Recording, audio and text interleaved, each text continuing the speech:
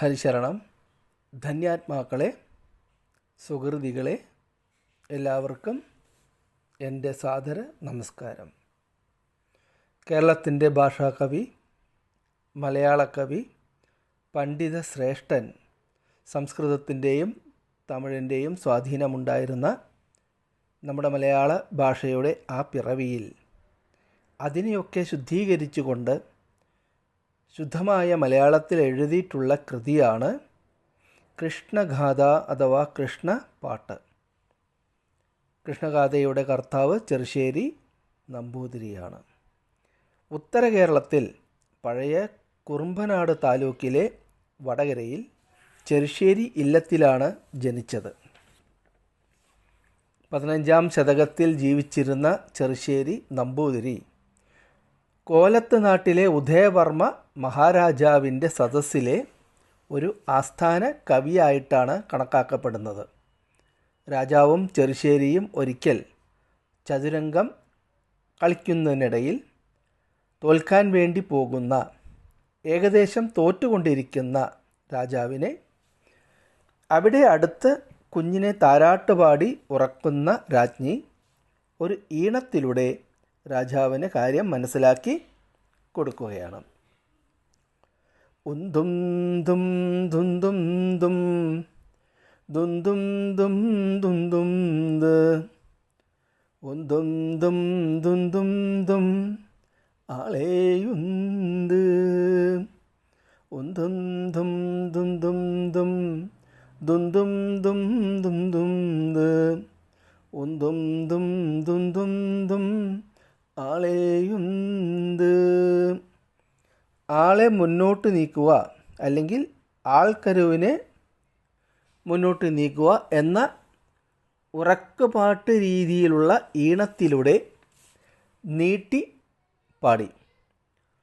പെട്ടെന്ന് രാജാവിന് കാര്യം മനസ്സിലായി, ചെറുശ്ശേരിക്കും കാര്യം മനസ്സിലായി. രാജാവ് അതുപോലെ ചെയ്തു. രാജാവ് ജയിക്കുകയും ചെയ്തു. എന്നാൽ താൻ ജയിച്ചത് വലിയ കേമത്തമായിട്ടൊന്നും രാജാവിന് തോന്നിയില്ല.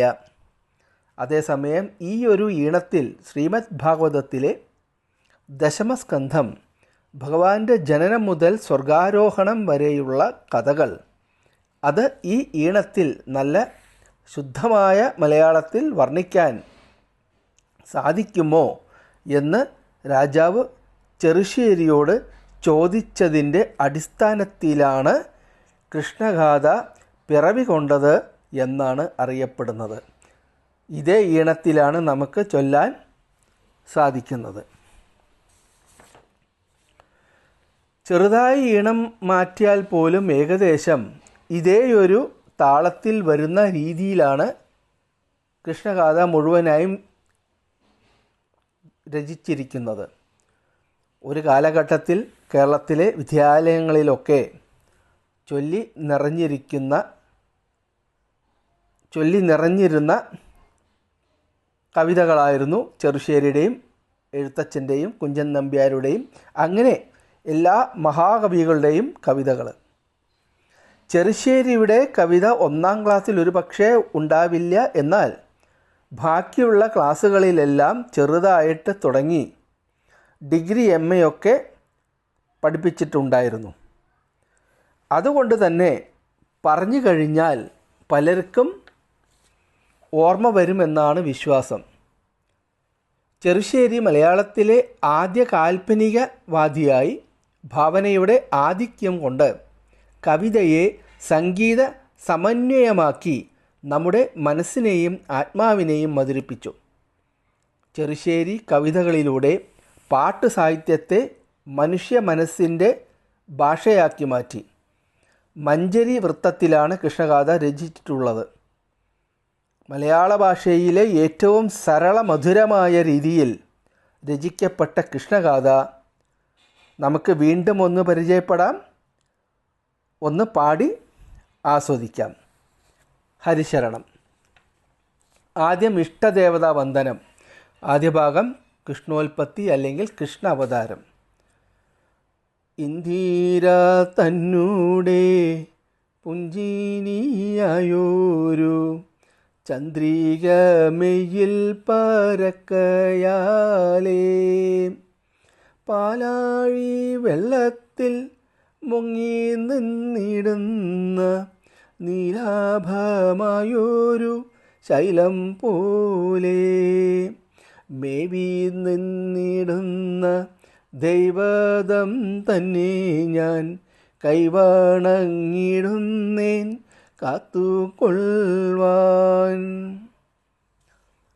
പാലാഴിയിൽ പള്ളി കൊള്ളുന്ന ഭഗവാനെ സ്തുതിക്കുകയാണ് ഇന്ദിരാദേവിയുടെ മഹാലക്ഷ്മിയുടെ പുഞ്ചിരിയായ ചന്ദ്രിക. അത് മെയ്യിൽ പരക്കയാലേ ഭഗവാന്റെ മെയ്യിൽ, ഭഗവാന്റെ ഹൃദയത്തിലാണ്, ഉരസ്സിലാണ് ദേവി സ്ഥിതി ചെയ്യുന്നത്.